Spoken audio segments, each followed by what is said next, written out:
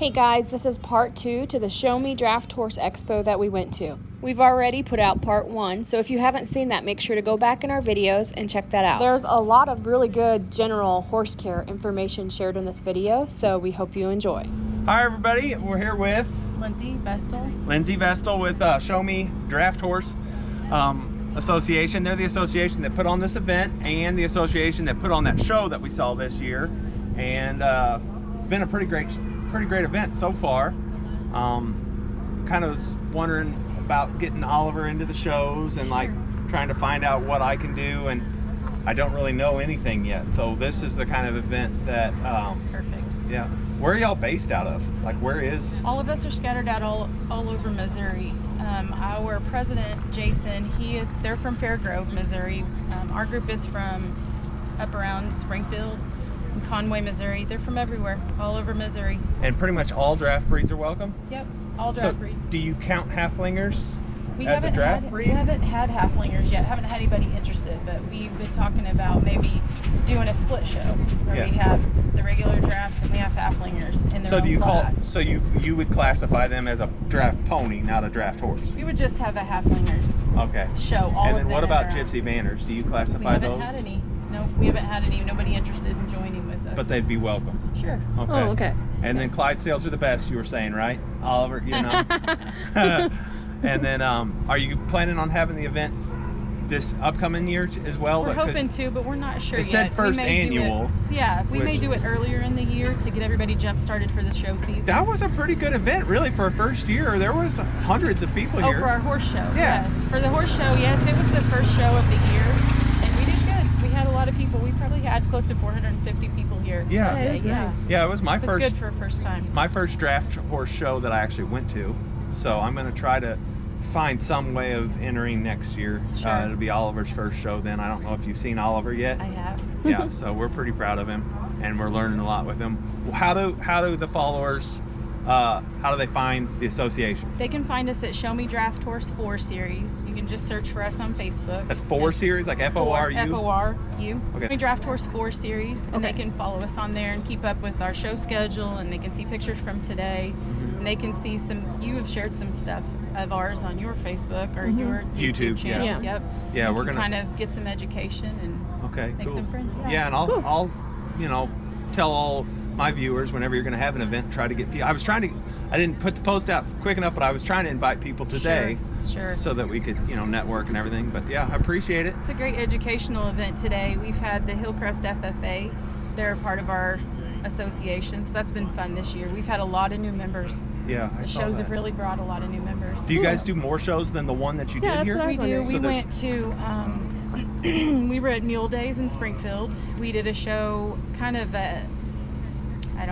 an exhibition more at the Ozark Empire Fair this year. We went to Missouri State Fair there in Sedalia, and we went to the Kansas State Fair this year too, and had a good time. Put on a show for wow. them there. Now I'm just learning the draft horse community, and I've been learning lots of things like preferences and prejudices against certain breeds and Sure. this, that, and the other. Yeah. Is there a melding of the show world and the pulling world? Like, do you guys have draft horse pulls, or do you guys no. the show people don't like the pull people? No, or we how all is get that? along. Those horses are typically used for work, more for work. A lot of these horses are used for show. Okay, Not a lot of them. so are. there's no crossover usually. Not really. I was wondering No, about I don't that. I don't know of anybody that uses their show horses for pulling. I don't. Okay. It's kind of a specialty in each of our field. All They right. kind of are really good at what they do and really good at what we do. What I really think would be really interesting is taking the versatility world in the Foxtrotter show world. They have the show horses in the front arena, and in the back arena they have these versatility classes. And I'm thinking and I just learned this from the first show I watched, but like an obstacle course where you have to take that cart and back it up a certain way, Sure. or navigate through Right. cones and over a tarp and this, that, and the other, and like the skillmanship of that. Is there ever a class like that at these shows? We don't really have any. I've not been to any shows that almost- they do that kind of thing. They have kind of their standard of what they do. But Traditions. like when they have the farm team classes, you never know. Farm team classes are not always set up the same way. Sometimes you'll see one a little variation. But no, typically it's kind of that Yeah. same schedule. And I seen in overseas, I don't know what it's called, but they have like a 4-horse hitch that goes fast through. Have you ever seen those where they're going through Yeah. figure 8 obstacles I have and seen it's that. timed? That's Yeah. awesome. And I wouldn't say do something like that with drafts, but I'm just learning and trying to figure out what there is available for us and how to get my toe wet in the show world. A lot of it looks Soil. expensive too. It's very So I can't expensive. go, a 6-up team with a $100,000 wagon my first year, Right. Yeah, that's the biggest problem. Right now I have a 4-cart, so if I can't go with a 4-cart, I'm gonna have to That's all borrow right. something, I was going to tell you, we also talked about at that show that we did here in the summer, having a riding class. You'll see once That in a would be while awesome. there will I be a could do I was that. wondering. a draft riding class. We didn't have as much interest. Usually when you go to a hitch class or a hitch show, our horses are getting ready for the big show. I mean, they're getting Right. ready to hook, Well- getting stuff together so we don't wear them down. Like I'm saying, I gotta get my toe wet. That lady with the lady and that other guy that are here asking questions, they've never been in a show either. Right. We can't go and take a $20,000 investment for our Right. first show to get prepared. We have That's to be right. able to ease in, Ease in and grow and into learn, it. grow into it. Yeah. Do the hitch shows, do they ever have amateur and professional type classes just There's for somebody usually who's not new? enough interest. Yeah. Oh, I mean, okay. if we've had new members added this year, and so we've gotten a lot of questions about what kind of classes could we do. And the first one is a halter show. Come in for the halter class. Well, I'm just not interested in showing a horse in hand, Sure. like because I want the skill Sure. part of it. Like, so I'm not. I know I'm not going to do a halter class because it's Sometimes just they not do my. it. It's not my cup of tea. They- Cup of tea. Yeah, it's not my cup of tea. Sometimes they do it too because they're stallions. Yeah. And so they do Oh. it to show them off as breeding horses. Sure. And sometimes you'll see that for halter classes too. Yeah. So that they don't want to show as much just in hand like that, but it's also for Is the halter class in the draft horses? Is it on judged primarily on conformation of the horse or on the showmanship of whole the thing, all of the it. presentation? All of it. So it's 50-50. Yeah, not just for how that horse looks. It's for the handler, how they can make the horse behave and what they can do with them. Yeah. Okay. It seems like there's a lot of it based towards teams too. So I've been joking. Oliver's best friend is a yearling foxtrotter stud named Champ, and Champ is chill also. Like nothing rattles him. Yeah. So I know he would take to harness. Well, I'm like, I could get a evener to make that work, and You could get a lot of people watching you for sure. I might do that. Enjoy that part. all right. Thank you. Thank you so much. So they actually brought in a farrier and a veterinarian for this event, which we thought was pretty cool to talk about hoof care and just general horse care and health. My name is Joshua Spear. Just a little bit about me, so you know who's standing before you. Retired Marine, almost 20 years. I retired I guess 2 years ago now. I went to farrier school. I got done with my experience at farrier school, did the 12-week program, left there, started my own business, came back, started out on trail horses and things like that. We're based out of Richland, and we take care of a 50-mile radius around us. So we kind of go from about Marshfield all the way out to about Rolla, and then up to Osage Beach, and then down to Mountain Grove. Since the business started, it's exploded because, believe it or not, I did not realize how many horses needed shoes or to be trimmed. We're super busy, and then we come out here on Fridays and we do haul-ins for here at Rafter S. So if you need same week services, we can get you in then. One of the big things that we're really fond about is continued education. Whenever you guys spend a lot of money on your horses, I would assume, right? Especially in today's market. So my assumption is that you probably need somebody that is going to be eminently qualified to take care of your horses, because for most of you, some of you they're your way of life, and for the rest of you, they're probably a prized possession. They're probably one of the family pets, really, depending on how you look at it. I know we have a few that serve zero purpose other than to eat my grass and my money. Those are pets, okay? If you needed to know the difference. So I have plenty of them, so I get it, don't be ashamed. But they need care too. So continued education, regardless of the farrier or physician that you choose to take care of your animal, you should always make sure that, hey, they're educated, they're trained, and they're qualified to do so, okay? Because some of the things that we do take care of with these animals it can hurt them if we're not careful or we don't do the right thing. So one of the first topics I want to talk about, and like I said, we're not going to spend too much time on any specific topic. There's going to be plenty of time for questions and answers. Fall laminitis. Would you believe me if I told you that your horse is more susceptible to laminitis in the fall than the spring? In the fall, your horses start to go through this transition, right? Because what happens in the fall? They get fuzzy. It gets colder. If any of you got up this morning around 5 o'clock and got outside, you were probably a little chilly. Well, during the winter time, your horses are going to start growing their coats out, and there's going to be some metabolic changes in their body. All right, their insulin levels are going to rise, okay? And the grass, more importantly, that they're going to be eating on, if it rains, is going to be lush. It's going to be green because we're the cooler temperatures. You got your cool season grasses, and they're starting to grow again because now we're out of the hot season. Those are going to produce a lot of sugar in them, all right? And sugar is glucose, and glucose is not very easy for these horses to break down if they're not well conditioned, they're not working, and they're just hanging out as pets, all right? And those are the ones that me as the farrier, I worry about, because the pets don't get worked, so they don't burn the sugar. And what happens with sugar? Well, it turns to fat, one, but the other part of it is for horses, it goes to their hoofs.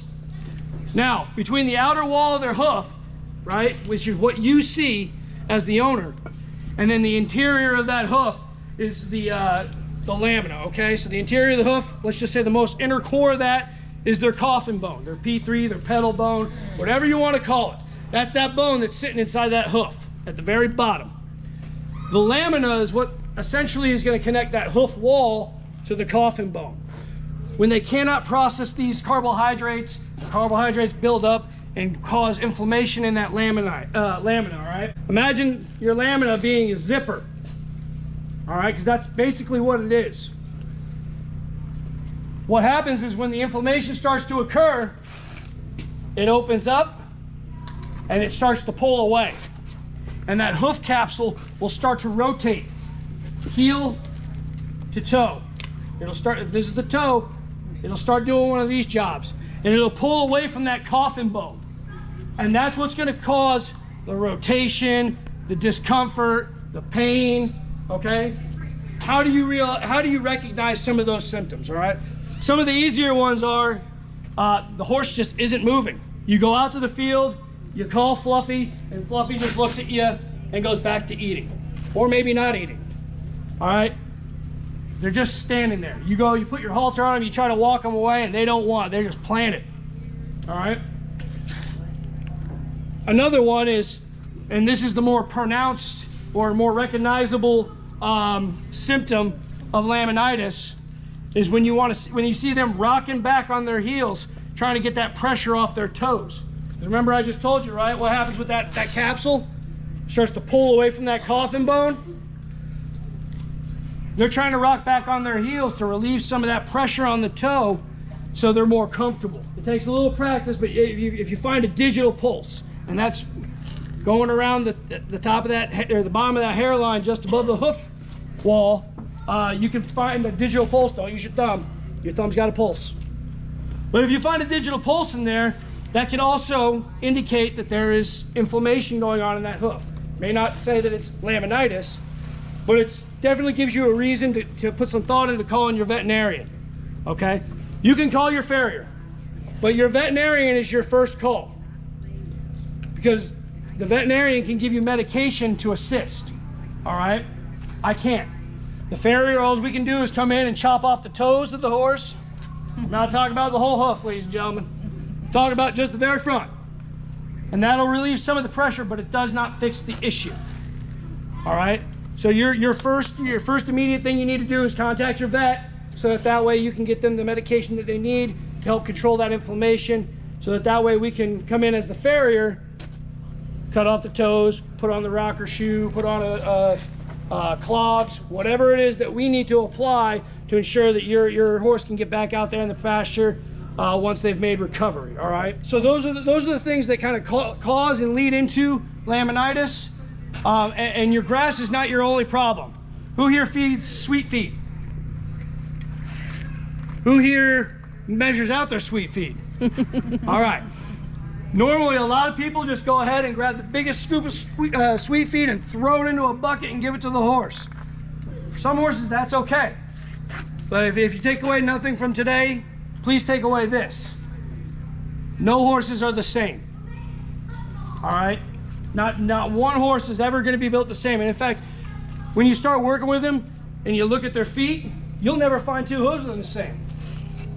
It just doesn't work like that. They're just as unique and individual as you are. So keep that in mind when you're taking care of them and you're going through your feeding programs, that those are the things that you need to look at and the unintended consequences, if you will, of not paying attention to those. Talking about the fall and coming off the laminitis topic, well, you know, after fall we got winter, right? And what comes with winter? Mud. Ice, cold. Snow, right? Who here keeps their horses shod throughout the winter? You do. I know I do. We got horse races we got to do. You know, I got to get the apprentice some practice. You know, the horses need shoes, all right? What happens with those shoes is they trap snow inside the shoe, all right? So if you flip that hoof over and you're looking at it, and you got your horseshoe, what'll happen is the snow will compact in there and then it'll create giant ice balls, all right? And now your horse is gonna be forced to walk around on it. And that's gonna cause bruising, discomfort, and I would say maybe in rare cases, because there's a dead layer, a live sole, sensitive sole. Here in Missouri, I don't know how prevalent it would be, but you could potentially end up with a cold injury, okay? We pull all of our shoes on the horses that we don't use, so that is an option for you. Pulling your shoes, trimming your horse up, or if you're gonna keep shoes on them, maybe stall them or put them in a place when, you know, snow's coming around, so that way you don't have to go out there and pick out the hooves every 5 minutes, and they're not dealing with the discomfort. So those are some of your options as you start to transition into the winter months, okay, with some of the inclement weather. And then again, like Lindsay had mentioned, mud. And what comes with mud? Bacteria. You got your thrush, right? That's all stuff that you guys can take care of at your level by picking out that hoof every other day, getting some thrush medicine and applying it. And if you don't know what thrush is, pick up a horse foot and sniff it. All right, don't sniff it. Don't get that close to it. You'll smell it from that far away. All right, you'll smell it. If it smells like death and there's like a black tar on there, it's probably thrush. Go ahead, clean it out, throw a little thrush medicine on there, and that will take care of it, okay? Next thing I'll talk about real quick is supplements. There's a lot of supplements out there, okay? And I'm not here to push one or the other. We do work with certain companies. I'll share that with you, but overall, you're looking for a good hoof supplement. You're looking for, don't look just for biotin. Biotin is not the only thing that you need for your horse's hoofs, okay? You need biotin, copper, potassium, iodine. You're gonna need fat, protein. All these things go into assisting the horse in processing those minerals and nutrients to send it straight to the hoof where they need it. Every horse has 4 hooves, and every hoof has 1 frog. And that frog is considered to be they say that every horse has 5 hearts. So they got their regular heart, right? Which pumps, Doc, is it, how many gallons does a normal horse have? 16 gallons of, blood? Yeah, okay, so 15 to 20. The heart can't do it all by itself. All right, so when you got thrush in those frogs and in those feet, you're hindering the blood flow to those limbs. All right, the legs operate off a thing, it's called venous plexus. So essentially what happens is it's just one big pump system. That hoof hits the ground, that frog depresses and pushes the blood out of the leg. They lift it up, blood comes back down, okay? That's why they say they got five hearts, okay? So it's important to keep those feet clean, keep the tissue down there healthy, so that way your horse is comfortable and can remain sound for you. Lastly, I just wanted to go ahead and turn it over for just a couple minutes for any questions, and if if nobody does, then I'll turn it over to the veterinarian, and she'll go ahead and talk to you guys a little bit more about some other common horse issues that are something that you guys could definitely benefit from. Yes, sir. Specific to draft horses, Okay. is there an angle that you shoot for? Like, So, for foxtrotters, you know, it's like 54 degrees. You Sure. don't want, you know. so the question was, is there a specific angle or slope at which the hoof, the dorsal wall, the front wall of the hoof should be set at for show horses? So for show horses, sir, is Lucas around here? Yeah. Lucas, he does all the show horse feet for all the drafts here. So his standards may be a little bit more stringent with regards to judging.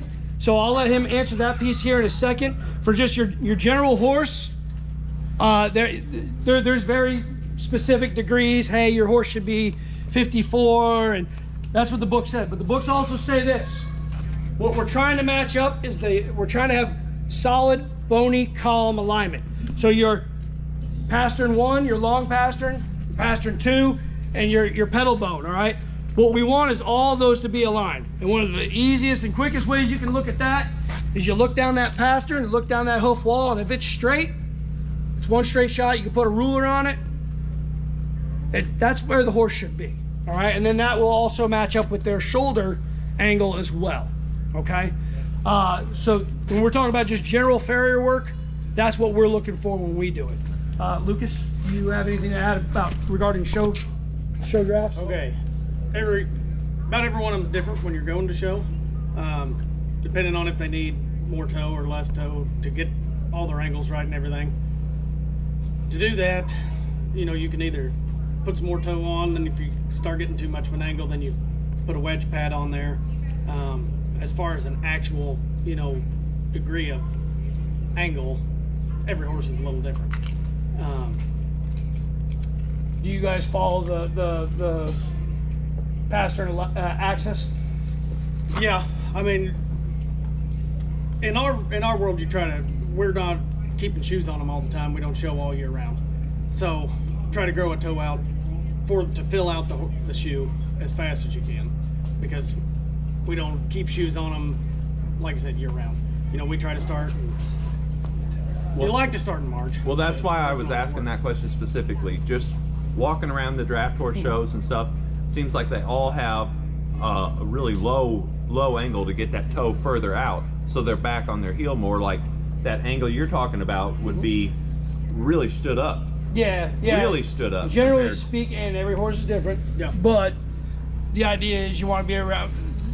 We're talking whole horse now, right? Not just front or back, but somewhere around 50 to 54 degrees around the horse. You're generally going to be a little bit more steeper in the hind end than you are in the front. Right.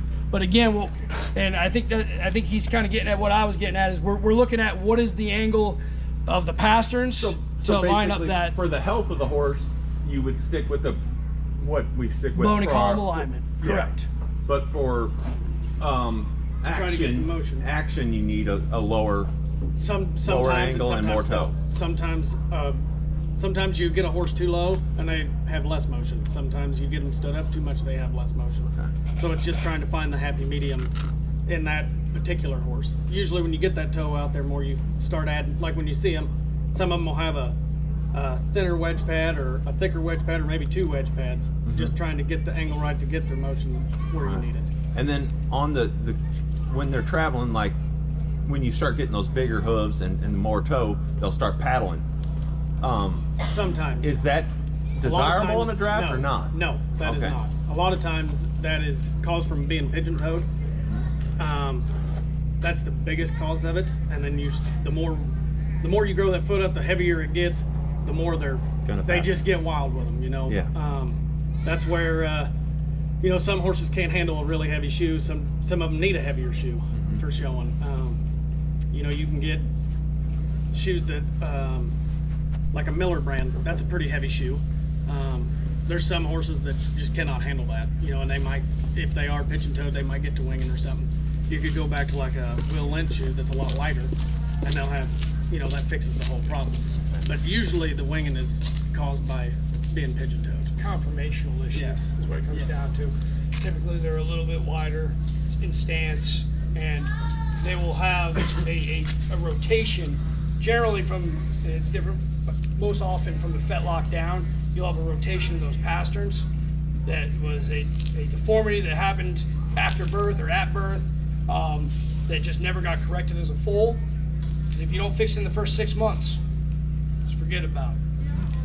Chances are a lot less likely that you're going to fix it. All right. So when they start doing that toe out stuff, we have trimming protocols that will help rebalance that hoof. What's most important isn't so much that they paddle or wing out. We don't want those things. But ideally, at the end of the day, the most important thing is a balanced hoof.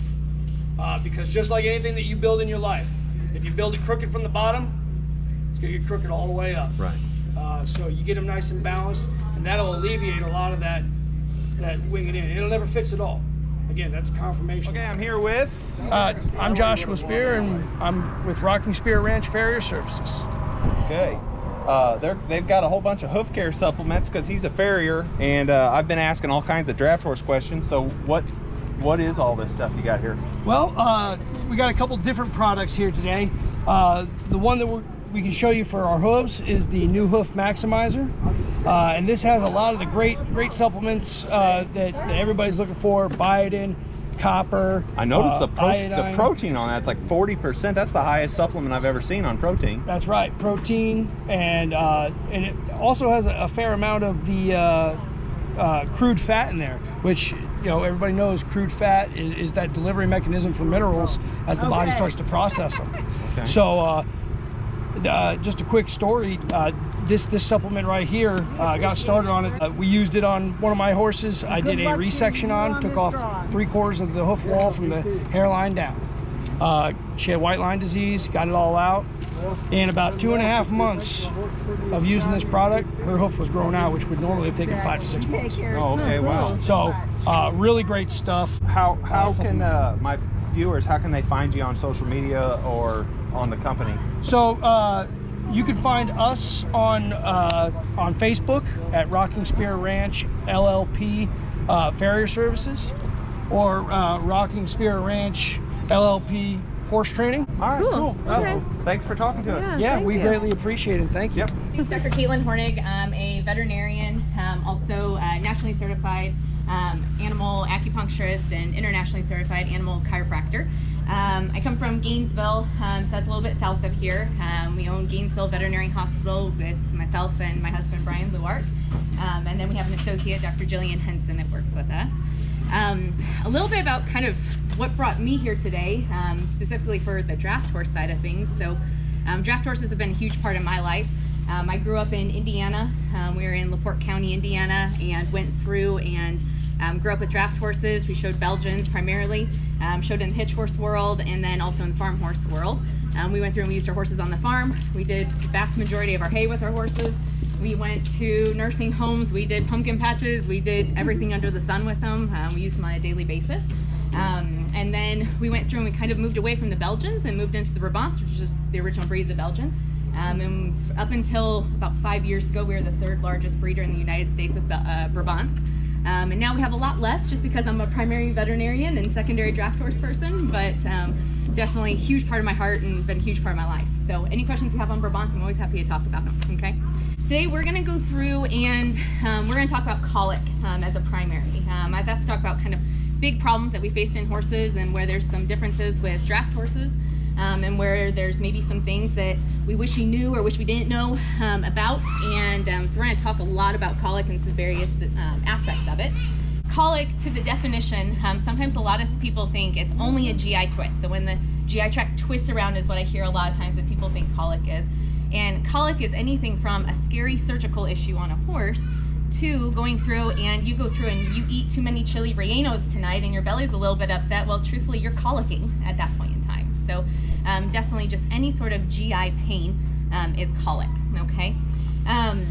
With colic, there's we classify it into 3 different groups, okay? So one is gas colic. So that's where we go through and we have an inappropriate production of gas within the GI tract. And we go through and we get some discomfort from that. and it's basically a non-obstructive form of colic. So there's not an obstruction sitting there, we just have discomfort in the GI tract, okay? The second type is an actual obstruction. So that's where we go through and we see strangulations, we see displacements, we go through and we see lipomas, we go through and we see impactions. We'll talk a little bit more about all these sorts of things.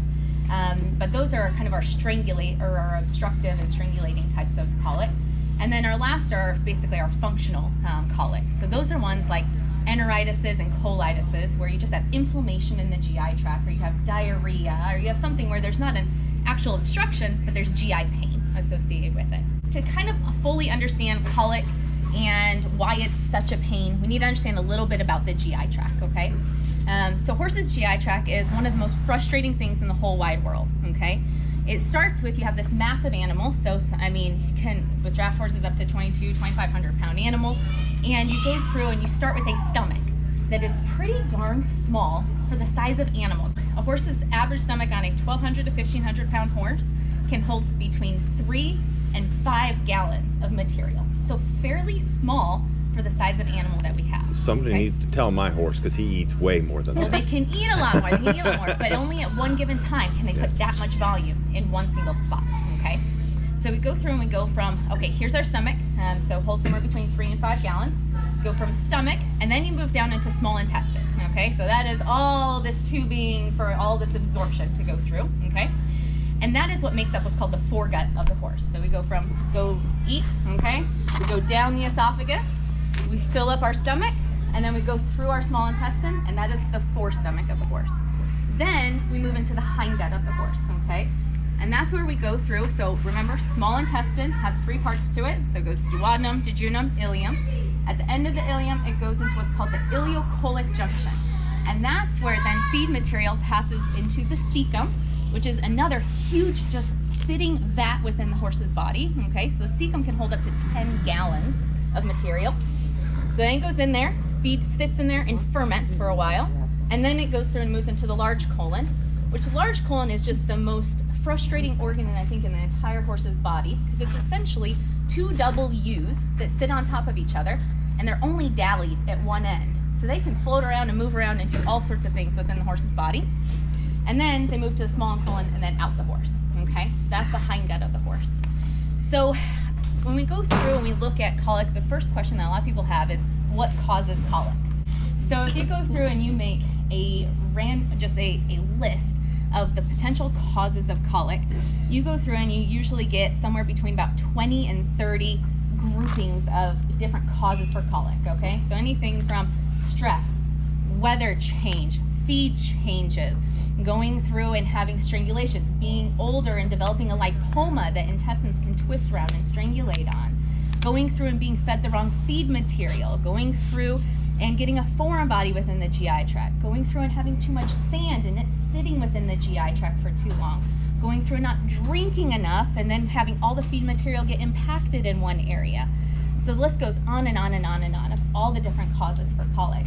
And then to add more frustration to it, remember, one of the causes of colic is stress. And how many different sources of stress do we have in the horse?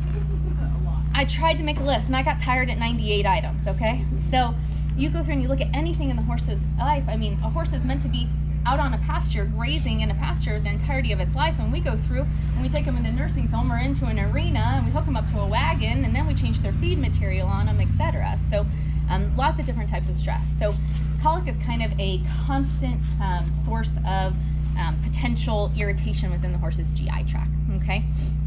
One really good resource that I think is really cool, because when you go through and you think about it, a lot of times people will go through and say, man, I have my horse, I can't figure out why they would colic. I have everything perfect. And that horse might be the horse that's sitting in a stall 22 hours a day and is going through and is eating a 60% concentrator feed diet and is only getting work 2 days a week. But definitely, when we go through and we say, okay, well, what is everything that can cause colic to happen?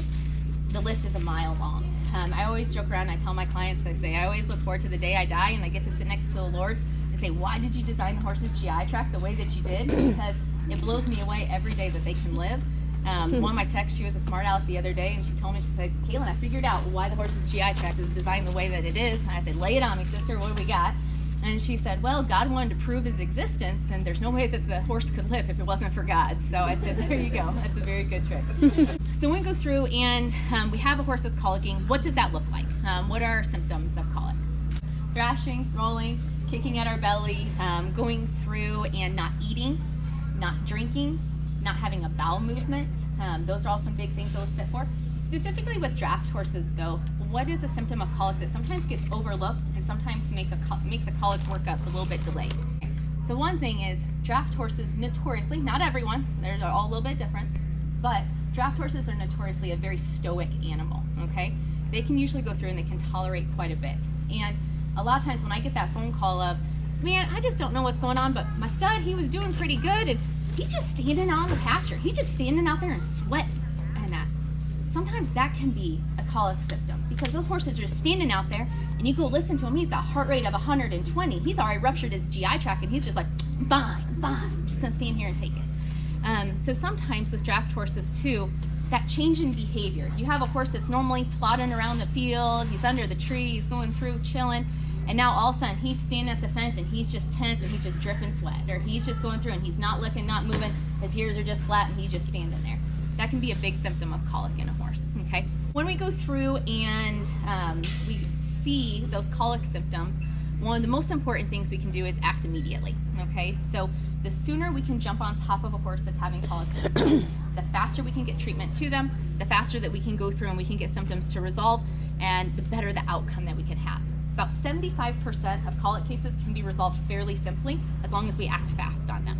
So, and a good way to think about it is you go through and like remember our chili relleno comparison of colic, okay?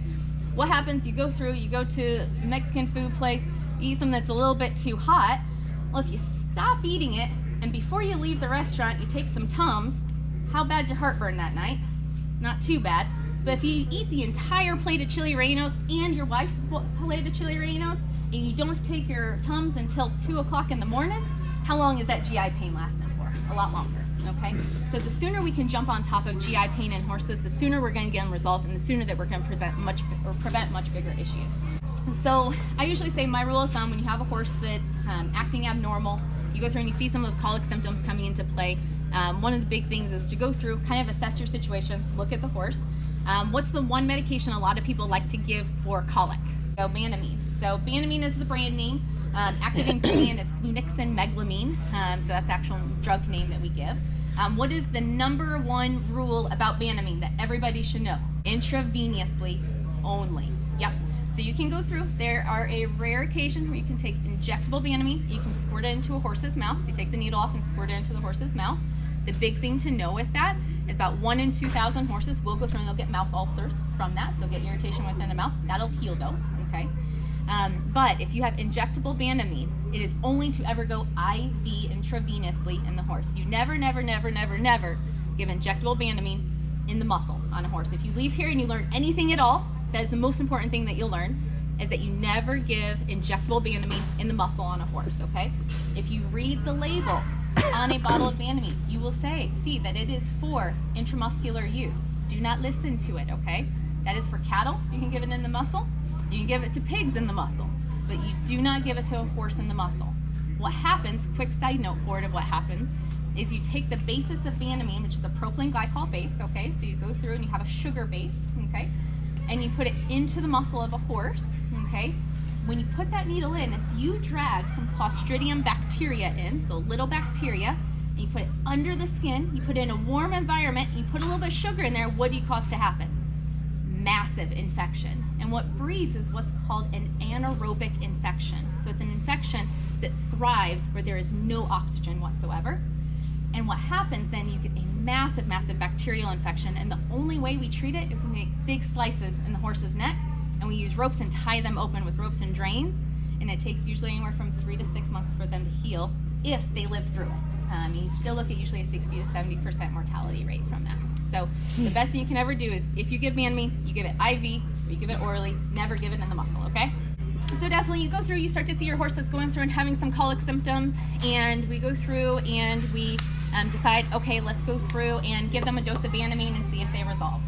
I usually have a pretty strict rule with doing that, is if they resolve within 30 minutes and they go back to normal presentation, We usually still hold them off feed, still contact your veterinarian, but sometimes we can get clinical resolvement with that. If they are either A, getting worse or not resolving in 30 minutes, you need to be calling a veterinarian ASAP. So that way we can go through and get on top of medical treatment right away. Isn't the Vanamine, it's only like a pain medication? It's not resolving any actual symptoms, right? It's an anti-inflammatory and pain medication. Yep. Or we go through and we see symptoms getting more severe, then definitely we need to bring that horse to the veterinarian. And that's even a really good point too, is I will say 100%, going back to that 30-minute rule, you go through and you have a horse that's going through and starting to colic, the sooner you can call us in the day, the better, because then we can go through and we can plan some things out, or we can sometimes get some symptom resolution a little bit faster. Yeah. So that makes a huge difference. I had a little mini horse this year. First case of colic I've had in years. And within 6 hours of his first symptom, he died.